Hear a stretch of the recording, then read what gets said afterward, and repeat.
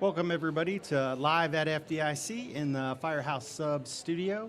This broadcast is brought to you by Firehouse Subs, the firefighter-founded hot sub chain with a passion for hearty and flavorful food, heartfelt service, and public safety. Ready for your next mission?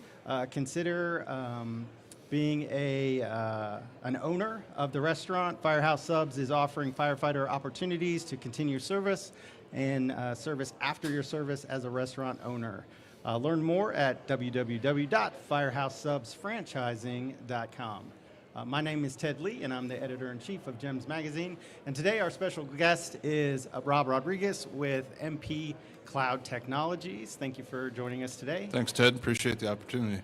How are you liking FDIC? This is always a big... This is a huge conference. Yeah. Probably the biggest I've ever been to. Yeah, a lot of people moving around today, a lot of excitement. Day two of the actual conference. Of course, all the hot classes going on Monday and Tuesday. We've got a lot of great stuff going on. So give us a little bit of background about who you are, and then, of course, MP Cloud Technologies. What are? Yeah, so I started my career on the clinical side. When I graduated high school in 1992, I was an EMT. Later on, became a paramedic and a registered nurse, and had a pretty successful clinical career. Ended up being a flight nurse on a medevac helicopter, but during that time, I always had a secondary specialty in revenue cycle management. I was very interested in healthcare financing. How do we get ambulance companies paid by insurance companies? And so MP Cloud is sort of my second career, if you will, with a focus more on revenue cycle management and really looking for EMS organizations to be able to get claims filed effectively. And we have a software product that we sell to EMS agencies to be able to facilitate that, and really looking for ways to optimize that process and really get the cost down for our customers. Yeah. So, I mean, FDIC, of course, is known as the Fire Conference, the largest fire conference in North America. And GEMS at FDIC is growing, and you're an EMS agency, kind of driven. Why FDIC? Well, I think a lot of EMS services in the United States today are tied with fire departments.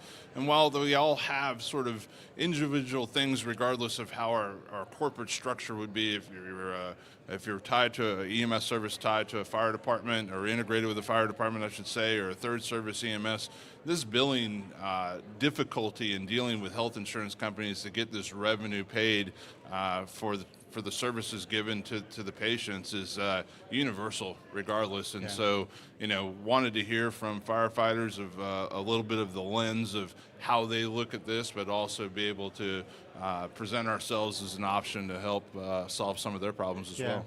Well, as more and more fire departments seem to be leaning in towards the EMS aspect, this is something that the billing, the revenue management system is something that they've not necessarily had to deal with, and don't have a lot of experience or history dealing with. So what can MP Cloud Technologies do for them? How does that help? Yeah, so our software is specific to taking that ambulance transportation and taking your EPCR data, automatically processing that, reading it, assigning an ICD-10 code, as well as the fee schedule code, whether it's ALS emergency, BLS emergency. Our software is able to determine that in an AI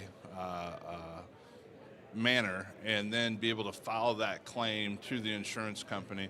And really what we're trying to do is just automate that even farther, so that way they're able to capture that revenue and be able to use it to further the pursuits of the department. Yeah. Well, you mentioned AI, and AI is in a lot of the news and stuff, and people are seeing it as potentially good, potentially bad. Some people are like, well, I don't even know what this AI stuff is. So how is AI helping with the revenue aspect of it, or categorizing and making it a little bit easier for the provider? It's really about automating that claims process and taking away the need to have a person do that manual data entry. Let the machine help you. And really the way to look at AI, in my opinion, of course, yes, any new technology, there's going to be people that are afraid of it. People are going to be excited by it. I think we have a little bit of both going on right now.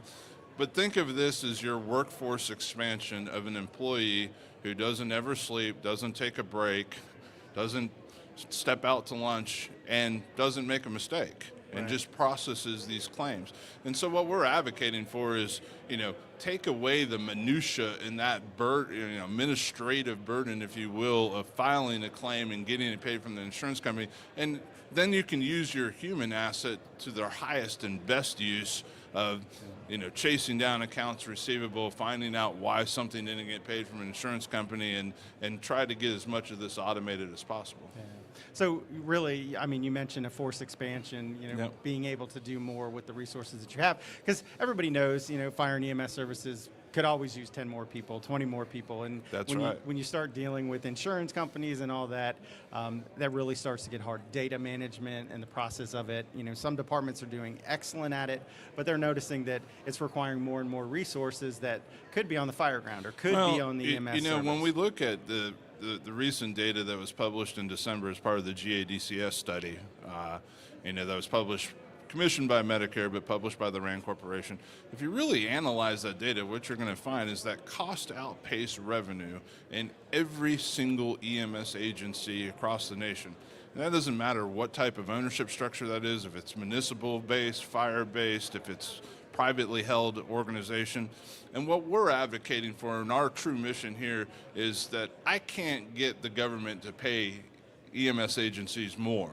But what I can do is help them lower their cost on this one process, so then they can take that money and reinvest it in something that actually matters, put it to something that saves lives. Right. We look at, big thing in the industry, and I know it's in GEMS all the time, there's been several articles published about it, is blood administration. Right. You and I, as former clinicians, know that's going to save lives, but it Yeah. comes at a cost. Yes. Right?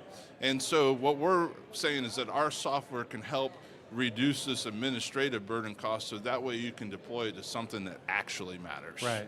Well, and you also have the opportunity to kind of offset the cost of, you say everything's getting more expensive. Fuel's Yeah. more expensive. Tires are more Absolutely. expensive. Right. Everything is more expensive.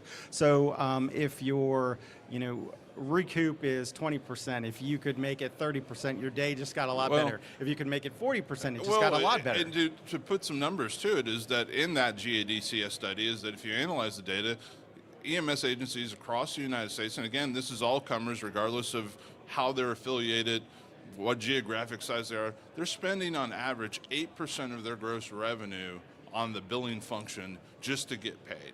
And with our software, we could help agencies get that to less than 2% of their gross revenue. And that's And pretty significant. hey, if you show me anywhere else in an EMS agency that you can take 6% and push it straight to the bottom line, Right. I don't know where you can do that. Yeah. So what other pinch points or, things that people run into that kind of stumble or make them this revenue cycle difficult for them that your platform could help with? Well, when we look at the constantly changing dynamic of health insurance companies, I like to joke, what's the 4 rules of health insurance? Don't pay, don't pay, don't pay, pay as little as possible. And a lot of that has to do with changing of coding techniques. And so what we're able to do is to take all of that information that we get from all of our customers nationwide and program it into our software. So if United Healthcare is requiring something different than Blue Cross Blue Shield is, and we're incorporating that, and that takes it away from a human being having to remember that exact detail. Right. Well, I would think also, with turnover, people come and go and they leave absolutely. jobs. The historical knowledge of, well, if I'm doing this all the time for this one agency, then I know the differences between Blue Cross Blue Shield and United. Correct. But somebody new comes in, Then- it's all lost. Right. And that slows down the revenue. Right. Yeah. So with this, what do you see in the future? What do you see as possible gains or really progressive, wonderful things that could happen out of this? And do you see anything that you're kind of like, well, we need to really pay attention to this because this could be difficult for us? Well, I think it's pretty clear right now that the health insurance companies said that they are using AI to process claims on the back end. Why would we not be using AI to process them on the front end? Front end, true. Right. Yeah. And I think that what we're really doing here is talking about reading that EPCR and coding it correctly, ordering the insurance correctly, applying the specific codes for individual insurance companies and being able to get that claim out the door without a person having to touch it. What our software is really doing at the core is getting rid of the concept of needing that specialized human being that has that intimate knowledge of every insurance regulation and that we now call claims processors. Right. And really getting to a point of the employee needs to be an exceptions processor, because the computer is going to do the vast majority of the work for you, and you're only going to have to do the things that Right. it gives you feedback on. Right. So this isn't an all or nothing. It's not gonna do everything. You're going to have a human not. behind Like, the. absolutely not. I mean, there's definitely going to have to be human intervention.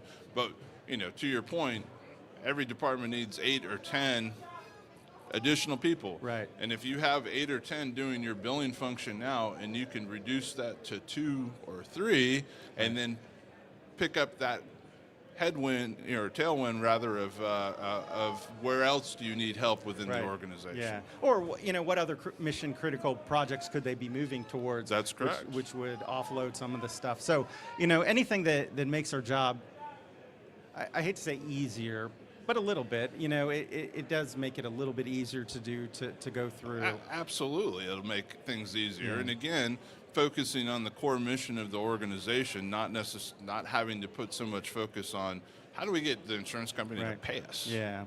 Well, getting back a little bit to the pay aspect, and we talk about how things are so expensive. The recouping what you deserve, what you earned for the service that you provided. Right. Now, if not being at the deficit or so much of the deficit, you have the opportunity. Oh, we want to have a blood program, like you mentioned, Right. or we want to do mobile integrated health, or we want to do home. Or maybe you hospital still or have something. your staff on a 24/48 and you want to move them to a 24/72. This might not fix it all, but it can certainly offset the expense of making that change. Yeah. So with the AI capabilities, and you talk about it going through the PCR and looking for information, does it collect other data, other useful data that could be helpful? Yeah, for the service? absolutely. Everything that comes in from the EPCR, everything that we find demographically about the patient, everything that the insurance company sends back about the payments, but then able to incorporate that information into even doing a better job in the future. Think of a time where, hey, the human assigned this code or tries to override it, and the machine will pop up and say, hey, 99% of the time this gets denied. Are you sure that you want to do this? Right. Or, another use of AI. We know particularly our colleagues in the air medical industry have, almost every claim denied out of hand, right? Automatically writing an appeal letter based off AI, taking the clinical information of the patient, and then pulling in peer-reviewed articles to help support that. Right. Instead of a person having to do that every single time, what if AI just did that for Right. you? So that definitely would, it's hugely labor intensive, Right. and it makes, even if you were to be successful in that reimbursement, not only did you have to do it to start with, well, then you had to justify it, and that justification took hours and hours to Absolutely. create. So that's time on the clock, that's overtime, that's all those other Absolutely. things. And the longer it takes you to send in, for example, that appeal letter is revenue that your department has not received. Right.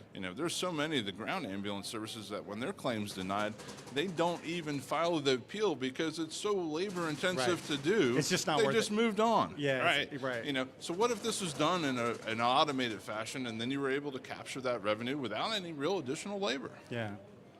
So, that's the back end of it, and people who are acutely aware of it are like, hey, this is a big deal, but for the field provider, they're just like, what do I care? What do I Well, you know? right. I mean, the thing for the field providers, hopefully, is that, your organization does something like this. Hopefully, it means that depends on the management of your agency, but reinvesting that hopefully into things that actually matter. Right. Yeah. And- Right. So new protocols. And I'm new not saying that procedures, billing doesn't matter. Obviously, it does. You're right, but- obviously it but does. right. Right. Would you rather spend 8% of your gross revenue on a billing function, or would you like to take 6% of that and push it back and say, oh, hey, we need some new life packs, we need another truck, we need whatever the case may be. Right. Yeah. So it does impact the Yes. daily, even though they don't necessarily. They don't see it, They don't but necessarily it see does. But it does. Right. With a big deal. So Something that I mentioned earlier, and we'll see if you have any insight for this. Is there anything that we should be, we should watch this, we should pay attention to this? Well, you want to make sure that you're using AI through an organization who has developed this accordingly. You know, the danger of field clinicians using AI today is that if you just copy and paste it, your patient's demographic information, put it into Chat GPT, then hey, that you have a release of that PHI information. Right. You know, what you want is to make sure that you're affiliated with a vendor who is scrubbing the pertinent patient information, you know, it's the patient identifiable information, Right. and just using the other pieces. So I think, you know, the real concern is people kind of cowboying, using AI in a clinical sense as opposed to a product that's been fully, you know, tested and vetted. Yeah, it's different when you're like, oh, this is this neat little thing, I can just throw it in Chat Right. GPT versus, yeah, these are medical records, these are sensitive information, and we need to Absolutely. pay attention to this a little bit more. So, yeah, for sure. So, thank you very much for spending time with me. Yeah. It's super interesting, and you know, it's always a hot topic. One, revenue. You know, can we use our funds more efficiently? Can we reimburse more efficiently? Because, you know, we'd love to be able to say, hey, you need to pay us more money, and that automatically happens. It Right. doesn't. It doesn't happen. So if we can be more efficient with that's always great. Well, and you know, as we know that at least for Medicare, it literally would have take an act of Congress to change the ambulance fee schedule. When's that going to happen? And certainly, you know, with the current administration, there seems to be a lot of emphasis on cutting expenses. What's going to happen with Medicaid reimbursements? Right. That, by all indications, those are going down. What we're advocating for is let us help you reduce an expense in a category so that way you can redistribute it to something that you really care about. Yeah.